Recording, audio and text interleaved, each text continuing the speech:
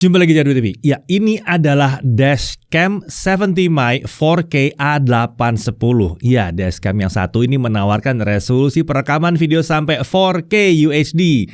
Resolusi tinggi ini tentu memungkinkan kita mendapatkan tampilan yang tajam dengan detail yang tinggi. Ini dimungkinkan karena penggunaan sensor Sony Starfish 2 IMX678. Tentu saja bukan cuma sekedar resolusi 4K aja yang jadi andalan dashcam ini. Kemampuan lainnya yang diusungnya juga terbilang keren untuk kelas harganya. Ada frame rate yang nyampe 60 fps, HDR dual channel, voice alert, super sensing ADAS, built-in GPS, built-in Wi-Fi, dan opsi penggunaan modul berkonektivitas 4G. Ya, kemampuan yang ditawarkan ini bisa membuat mobil biasa kita jadi seakan jadi mobil baru dengan fitur yang canggih. Ya, pakai dashcam di mobil ini memang makin banyak yang menggunakan ya, karena memang bisa mengamankan kita dari berbagai hal yang tidak diinginkan. Rekaman video dari dashcam bisa jadi bukti kalau terjadi sesuatu di perjalanan. Apalagi untuk yang satu ini, 70mm A810. Dia udah dukung perekaman video sampai 4K. Ini berguna ya, misalnya nih kalau ada yang sengaja nabrakin diri ke mobil kita untuk coba memeras kita misalnya ya, kan ada rekaman video dengan resolusi tinggi dari dashcam yang kita bisa pakai untuk jadi barang bukti. Jadi bisa sangat-sangat membantu. Tapi nggak cuma sekedar 4K aja, tapi fitur-fitur lainnya ya, itu juga bisa menambah kemampuan mobil kita. Misalnya bisa mengamankan mobil kita saat parkir, atau bahkan bisa jadi asisten kita saat kita lagi mengendarai mobil, pedestrian atau bike alert, front collision alert, dan lain-lain. Jadi nggak heran ya kalau dashcam seperti ini jadi makin banyak digunakan. Oke, sekarang mari kita langsung bahas paket penjualan. 70mm A810 ini tersedia dalam paket kit yang berisi kamera depan dan kamera belakang, serta beberapa perlengkapan untuk penggunaan dashcamnya. Nah, yang kami terima untuk pengujian ini adalah kit tersebut. Jadi, di dalam kit yang satu ini, kita bisa melihat ada dashcam 70mm A810 untuk kamera depan, serta satu kamera RC12 untuk kamera belakang, car charger atau cigarette lighter adapter dengan 2 port USB, kabel daya untuk kamera, bracket untuk dashcam, manual book, dan 2 elektrostatik stiker. Kemudian ada juga wiring crowbar untuk mempermudah pemasangan kabel. Oke, sekarang kita cek spesifikasinya. Untuk kamera A810 yang di depan, ini sensornya pakai Sony Starfish 2 IMX678. Ini luar biasa sih ya. Resolusinya sampai 3840x2160 pixel untuk perekaman video ya. Frame rate-nya sampai 60 fps. Bukaannya adalah f1.8, field of view-nya 150 derajat. Untuk display, layar displaynya ini adalah layar 3 inci IPS 640x360 pixel. Baterai internalnya itu 500 mAh.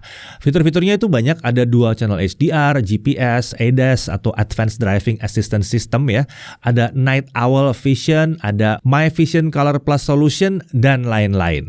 Kalau menggunakan hardware kit UP03, kita juga bisa mendapatkan fitur 24-hour parking surveillance dan fitur AI motion detection. Yang ini berguna untuk menjaga mobil kita saat diparkir. Dan ada juga opsi penggunaan hardwire kit UP04. Kalau yang ini juga membawa konektivitas 4G untuk dashcam yang satu ini. Jadi, kita bisa melakukan pemantauan dari mana saja, seperti kalau pakai security kamera yang modern atau CCTV yang modern.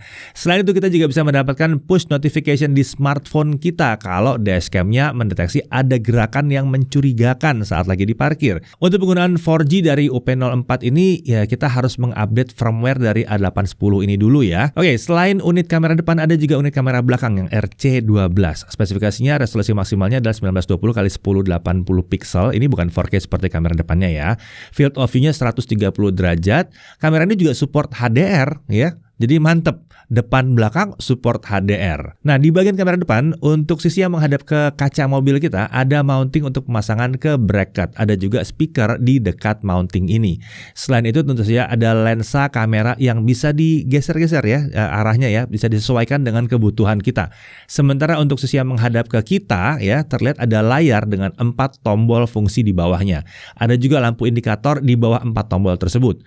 Di sisi kiri, ada tombol power dan tombol hard reset di lubang pinhole. Sementara di sisi kanan kita bisa lihat ada port USB-C untuk jalur data dan daya, ada port AV in untuk koneksi ke kamera belakang, lalu ada slot untuk micro SD. Nah, kalau untuk kamera belakang yang RC12, desainnya sederhana ya, seperti ini dan mungil juga. Kamera ini bisa diarahkan sesuai dengan kebutuhan dengan cara diputar seperti ini nih ya. Nah, untuk kabel koneksi ke kamera depan itu sudah terpasang permanen ya, jadi emang bukan yang bisa dilepas-lepas. Nah, pemasangan kit A810 di mobil terbilang mudah sebetulnya. Kita tinggal tentukan lokasi pemasangan dan bersihkan lokasi tersebut. Lalu tempelkan stiker elektrostatik yang tersedia di paket penjualan ke lokasi tersebut. Jangan lupa pastikan posisi stiker udah bener ya. Ini berlaku untuk kamera depan maupun kamera belakang. Untuk kamera depan, pasang mounting bracket dashcam ke stiker tersebut. Nah, setelah bracket terpasang, kita hanya perlu menempatkan kamera ke bracket yang tadi itu. Arahkan juga kamera ke posisi yang dibutuhkan ya. Kemudian pasang kabel daya ke konektor USB-C di kamera. Kabel ini bisa dirapikan dengan diselipkan ke celah-celah di mobil kita. Nah, untuk mempermudah sudah disediakan yang namanya wiring crowbar yang udah disertakan dalam paket penjualan tadi ya. Setelah itu pasang micro SD ke slot yang udah tersedia. Kemudian pasang ujung satu lagi dari kabel daya ke car charger yang udah dipasang ke cigarette lighter di mobil kita. Sementara untuk kamera belakang, cukup tempelkan kamera ke stiker yang udah dipasang, lalu arahkan kamera dan jangan lupa juga pasang kabel dari kamera yang satu ini ke kamera depan ya, yang A810 tadi. Kabel tersebut juga bisa dirapikan dengan menyelipkan ke celah-celah di mobil pakai tools yang tadi. Nah, setelah itu kit dashcam A810 ini udah langsung siap untuk digunakan. Kalau kita beli paket dengan hardware kit UP04 atau UP03, kita juga harus pasang kit tersebut untuk mengaktifkan beberapa fitur.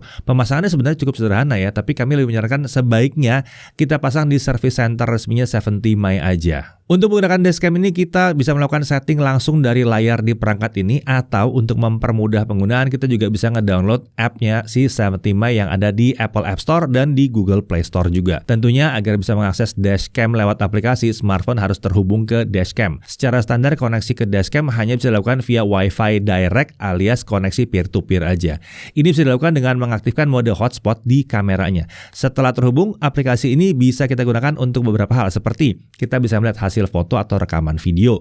Kita bisa mengatur video recording compression, mengatur soundnya mau on atau off, mengatur video clip duration, mengatur HDR-nya mau on atau off, dan tentunya bisa untuk ngupdate firmware juga. Selain itu masih banyak pengaturan yang bisa kita lakukan lagi dengan aplikasi ini ya. Fungsi-fungsi ini sebetulnya lumayan mirip dengan setting yang bisa langsung diakses di kameranya, tapi akan lebih mudah kalau setting dilakukan dari smartphone. Layarnya lebih lebar ya. Sekarang kita coba pakai kamera ini dan kita lihat hasil rekamannya. Kita mulai dari perekaman di siang hari dulu. Hasil yang didapatkan untuk perekaman siang hari cukup baik dan jelas banget ya. Wajar kan resolusinya emang tinggi 4K dan kamera juga udah support HDR. Jadi kontras tinggi nggak terlalu masalah di sini. Dalam perekaman kita bahkan bisa dengan mudah membaca plat kendaraan kalau diperlukan ya, atau ya tulisan-tulisan lain di sekitar juga bisa kebaca nih kalau di videonya di zoom in seperti ini. Tapi ingat ya, 4K itu hanya berlaku untuk kamera depan. Nah, untuk kamera belakangnya videonya 1080p. Tapi hasilnya juga udah keren di sini. Video yang dihasilkan relatif mulus, kadang emang bisa sedikit patah-patah, tapi secara umum nggak terlalu mengganggu lah. Oh ya, untuk frame rate 60 fps itu hanya berlaku untuk kamera depan yang A810 dan settingannya juga di 1080p. Kalau 4K itu maksimal 30 fps. Nah, saat hujan, dashcam ini juga masih dapat merekam dengan baik nih. Semua masih terlihat jelas. Sepertinya ini karena penggunaan sensor yang emang mumpuni, terutama yang di bagian depan. Tapi ingat ya, perekaman saat hujan ini akan sangat tergantung posisi pemasangan dashcam ini di kaca mobil. Kalau kondisi wiper kita udah kurang baik sehingga tidak mampu lagi membersihkan air dengan baik di area pemasangan dashcam, ya hasil perekamannya bisa terganggu. Nah, sekarang coba kita lihat untuk HDR ya. Ini menghadap matahari ini. Hasil rekaman saat kami berjalan menghadap sinar matahari terlihat cukup jelas ya. Ini menunjukkan kalau HDR-nya memang bekerja dengan relatif baik di dashcam yang satu ini. Hasil videonya tetap terlihat memadai sekali. Nah, kalau malam hari bagaimana? Untuk penggunaan di malam hari, kamera ini masih bisa menghasilkan video yang terbilang cukup baik kan. Aperture-nya cukup lebar ya, di f1.8 dan sensornya pakai Sony Starfish 2 ya. Selain itu ada juga Night Owl Vision di sini. Memang saat kami coba hasil rekaman malam ini terbilang bagus walau dalam keadaan minim cahaya.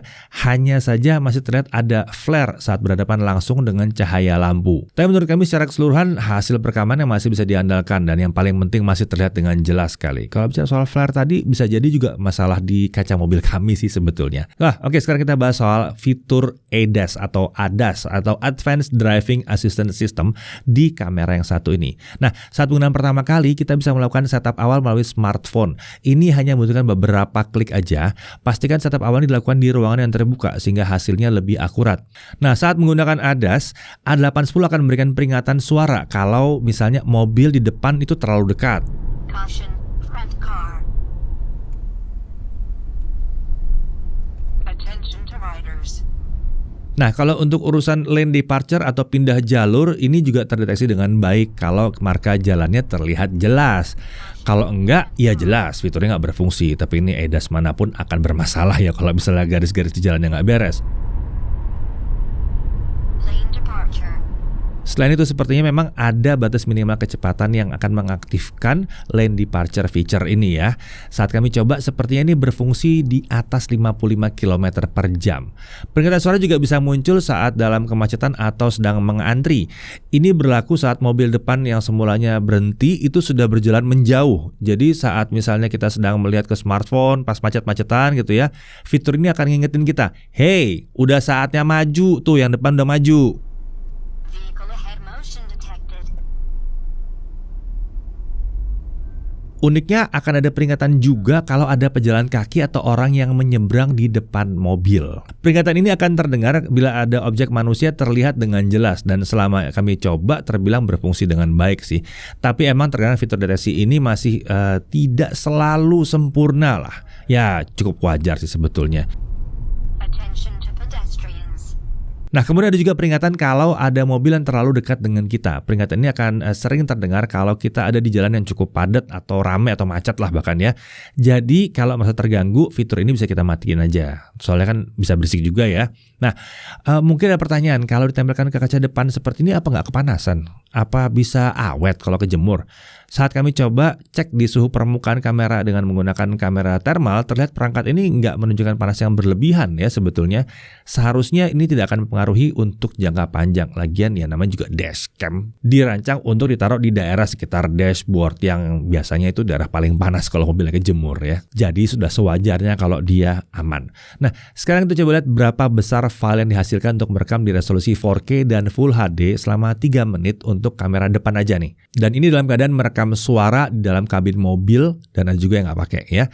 Dari hasil tersebut kita bisa mengetahui seberapa besar microSD yang diperlukan untuk dipasang ke dashcam yang satu ini. Oke, tinggal lihat dari tabel ini ya. Diperhatikan ya detail-detail di tabel ini. Hasil pengujian ini menunjukkan bahwa perekaman dengan suara atau tanpa suara itu nggak terlalu beda ukuran filenya. Jadi saran kami pakai aja lah suaranya. Tapi kalau rasanya butuh privasi, ya udah dinonaktifkan aja suaranya ya.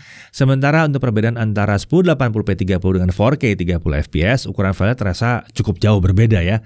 Jadi kalau butuh perekaman 4K 30 fps atau 1080p 60 fps, pastikan microSD yang terpasang cukup besar.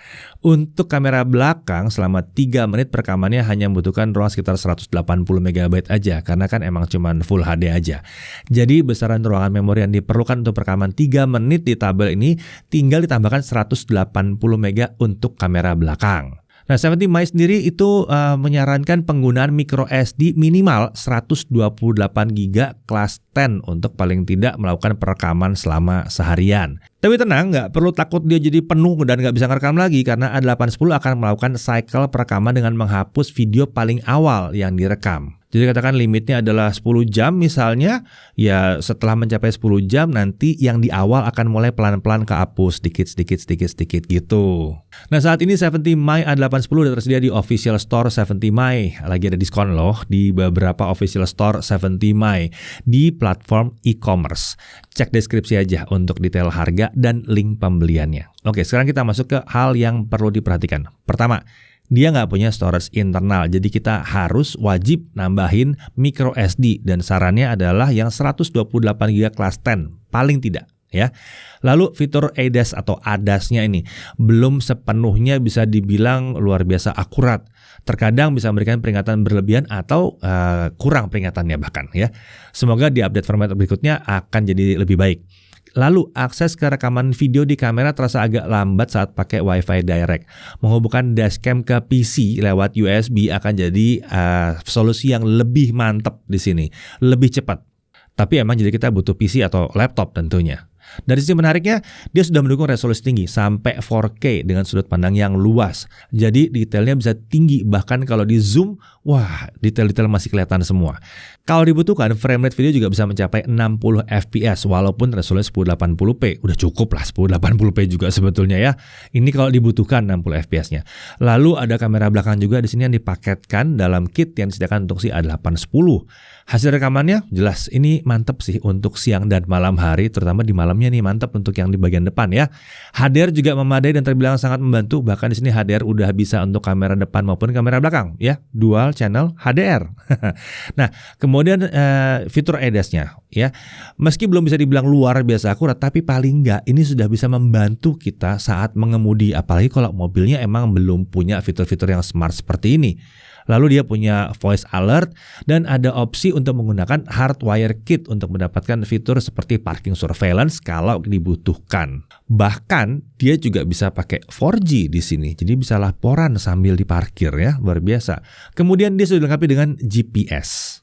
Ya, 70mi A810 ini hadir sebagai dashcam yang menawarkan resolusi tinggi hingga 4K untuk kamera depan dan HDR untuk kamera depan belakang ya.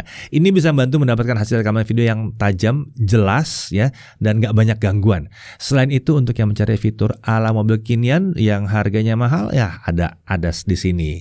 Dan memang belum sempurna tapi udah lumayan membantu. Jadi kalau memang kalian sedang mencari sebuah dashcam dengan kemampuan tinggi dalam paket lengkap untuk depan belakang, apalagi yang bisa ngerekam resolusi tinggi di 4K gini, kalau itu yang dicari sepertinya 70mi A810 ini adalah pilihan yang menarik, terutama kalau kita lihat harganya. Saya Didi Irfan, Jakarta TV.